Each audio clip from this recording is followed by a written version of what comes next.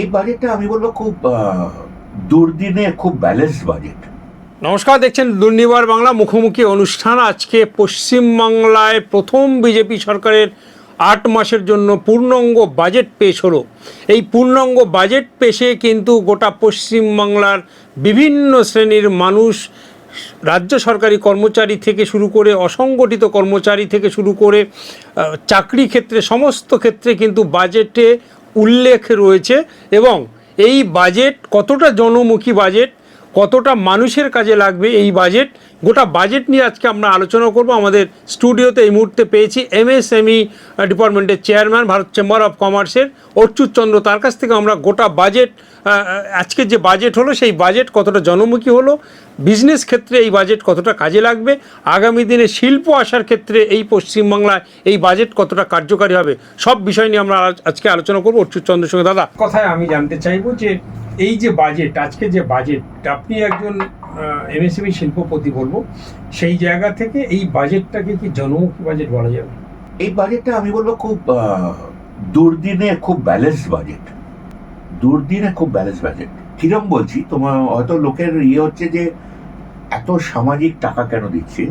আমরা যদি ফিরে যাই কোভিডে, যখন দেশ বন্ধ হয়ে গেছিল, কেন্দ্রীয় সরকার দেশটাকে, যেটা আজকে সারা পৃথিবী তাকিয়ে আছে, যে দুর্দিনে কেন্দ্রীয় সরকার এই একমাত্র দেশ পৃথিবীতে যার অর্থনৈতিকভাবে ধসে পড়েনি।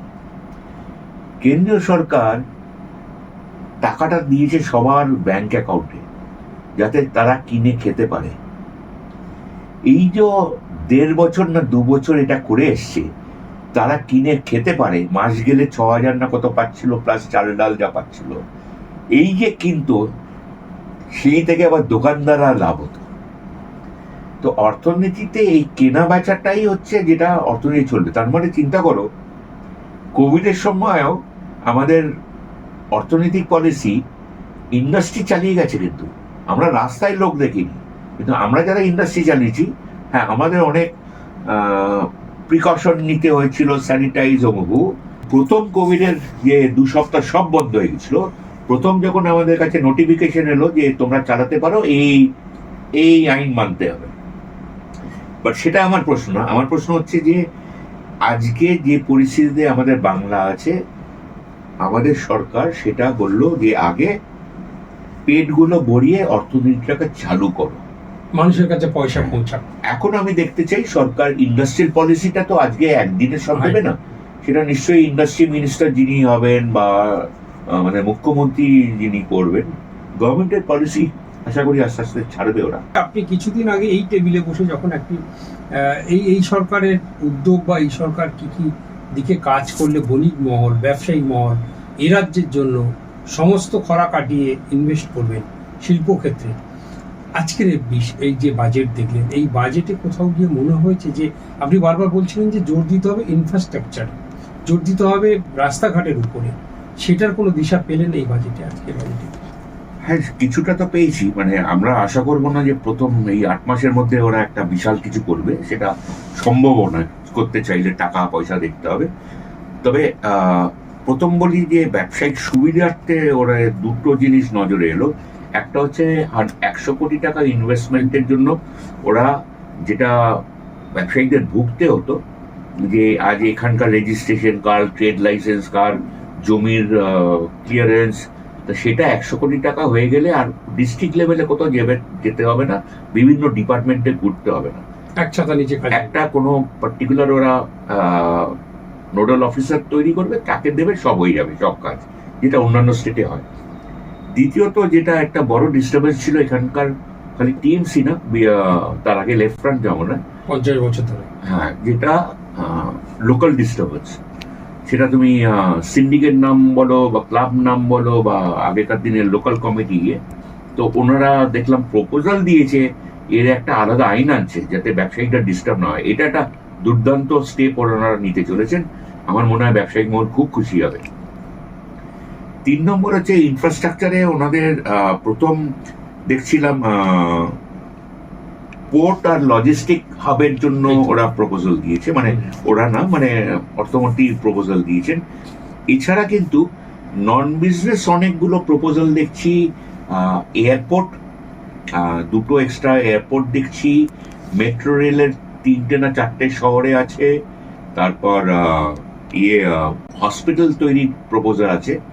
এগুলো কিন্তু একটা অর্থনৈতিক একটা অঙ্গ, মানে এইগুলো যে এটা ইনফ্রাস্ট্রাকচারই ধরতে পারো। তো এই প্রথম বাজেট হিসেবে উনি তো রেখেছেন অনেকগুলো মেজর প্রপোজাল রেখেছেন। একটা পয়েন্টে আসবো যে আজকে বাজেটে সব জায়গায় গোটা পশ্চিমবাংলার কোণে কোণে ভাবনা চিন্তা রয়েছে এবং বাজেটে আছে। প্রশ্ন হচ্ছে যে পুরুলিয়া, বাঁকুড়া, মালদা, আসানসোল সমস্ত জায়গায় মেট্রো পৌঁছে যাবে। এই যে মেট্রো পরিষেবা একদম গ্রাস রুটে, গ্রামের ভিতরে ঢুকিয়ে দেওয়া বা একদম প্রত্যন্ত গ্রামের যে জেলাগুলো সেই সমস্ত জায়গায় পৌঁছে দেওয়া, এটাকে কিভাবে দেখছে? দেখো, মেট্রো রেলওয়ের এর অনেক গুণ আছে।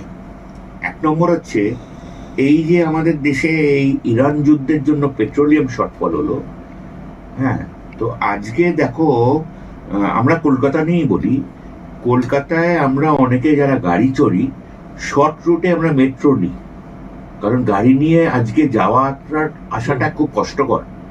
এক খরচা, আর দ্বিতীয়ত টাইম।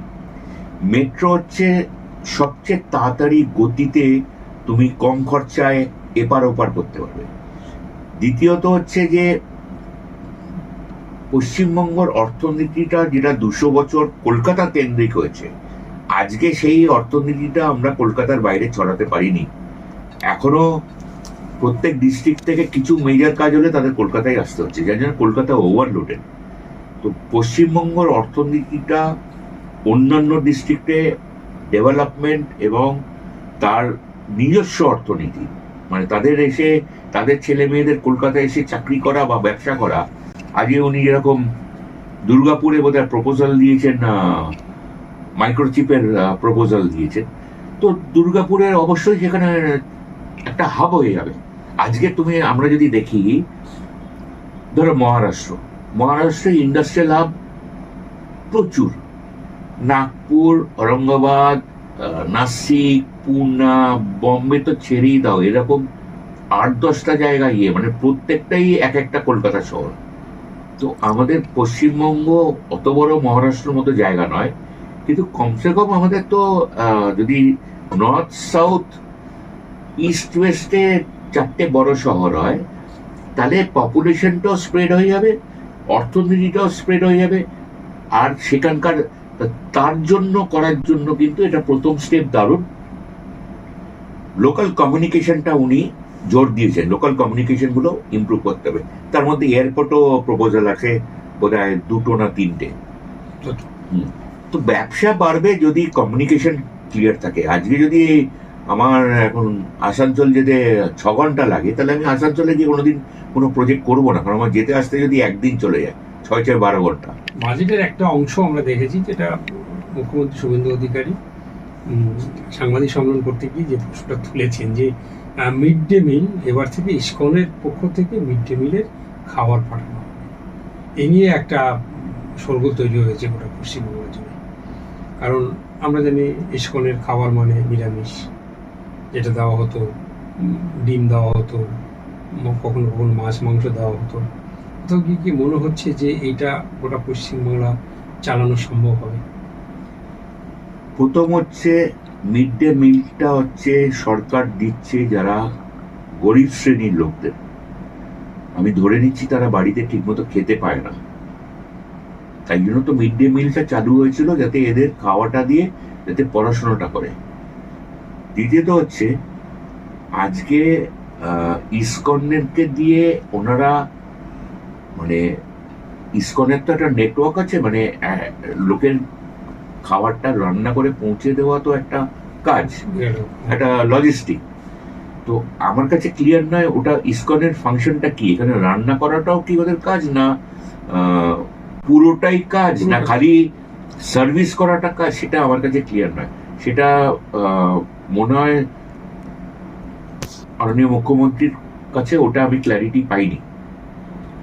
দ্বিতীয়ত হচ্ছে কে কি খেতে দেবে। প্রথম কথা হচ্ছে গরিবদের এক পেট খেতে দাও না, তাতে মাছ দাও, মাংস দাও, আর যদি গভর্নমেন্টের বাজেটে থাকে মাছ মাংস ডিম দেওয়া, সে নিশ্চয়ই ইসকনদের দিয়ে ওনারা কিন্তু করিয়ে আমার নেন। মাথা পিছু যে অ্যালটমেন্ট ছিল 8 টাকা, এবার সেটা 10 টাকা হচ্ছে। এখন এটা আজকের দিনে প্রথম দিন, এটা 2-3 মাস না গেলে আমরা এটার ওপর বলতে পারবো না। কিন্তু আমি বিশ্বাস করি না যে যেখানে আমাদের এটা নিয়ে তো রাজনৈতিকভাবেও আলোচনা হয়েছিল ইলেকশনের আগে, যে বিজেপি এলে লোকে এখানে মাছ খেতে পারবো না। পারবে না ইয়ে, তো সেটা মনে হয় না যুক্তি আছে তার পেছনে। কারণ অনেক বিজেপি স্টেটেই আমরা তো কাজে কর্মে ঘুরে ভাই, ভারতবর্ষে আমিষ খাওয়া লোক বেশি। বিধায়কদের আমরা যেদিন দেখে এসেছি 70 লক্ষ টাকা পায় পার ইয়ার, সেটা 1 লাখে বাড়িয়ে 1 কোটি করা হয়েছে। এটা কতটা সুফল হচ্ছে? দেখো, একটা তো ইনফ্লেশন আছে, মানে আজ থেকে 10 বছর বা ওটা 70 লোক কত বছর আগে হয়েছে জানি না, তৎকালীন যে টাকার ভ্যালু ছিল, তো খুব একটা কিছু বাড়ায়নি। এটা বাড়ানো দরকার ছিল, অবশ্যই বাড়ানো দরকার ছিল। খালি যেটা আমরা দেখেছি কত দশক তো বটেই, তার আগেও সরকার আশা করি এবং রুলিং পার্টি আশা করি এই বিধায়কদের টাকাটাকে কোঅর্ডিনেট করা, যে ঠিক পথে সমাজের কাজে লাগছে, ইউটিলাইজ হচ্ছে না। এই ম্যানেজমেন্টটা খুব দরকার, যেটা এই রাজ্যে ছিল না। অনেক দরকার। আমরা তখন কথা বলছিলাম অচ্যুত চন্দ্র, যিনি MSME chairman, Bharat chamber of কমার্সে। তিনি যেটা জানালেন যে আজকের যে বাজেট, প্রথম বিজেপি সরকার এ রাজ্যে আসার পরে প্রথম 8 মাসের জন্য যে বাজেট করলেন, সেই বাজেট কিন্তু জনমুখী বাজেট। সব শ্রেণীর মানুষের কথা উল্লেখ করা হয়েছে, সব শ্রেণীর পেশার কথা উল্লেখ করা হয়েছে, এবং সব শ্রেণীর মানুষ এই বাজেট থেকে উপকৃত হবেন, এমনটাই কিন্তু তিনি জানালেন।